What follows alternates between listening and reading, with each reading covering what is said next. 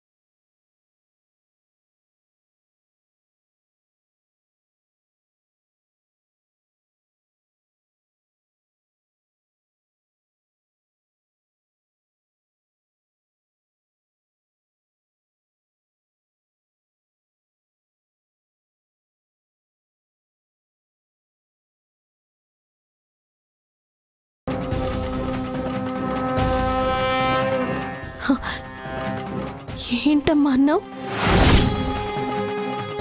ఏమన్నావు? కన్న కూతురు వైతేనా? అంటే నేను నీ కన్న కూతురు కాదా? అంటే అలా అని కాదు, కన్న కూతురువే కదా. ఎందుకు నా గురించి అంత చీప్గా మాట్లాడుతున్నావు అంటున్నాను.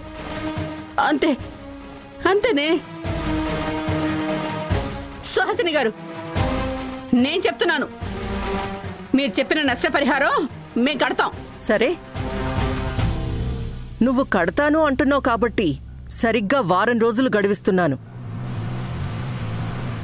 ఈలోపు నష్టపరిహారం కట్టావా సరే, లేదా కాలనీ వదిలిపెట్టి వెళ్ళిపోవాలి, లేదా డైరెక్ట్గా జైలుకైనా పోవాలి.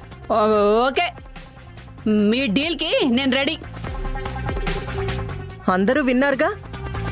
సరిగ్గా వారం తర్వాతే మళ్ళీ మీటింగ్.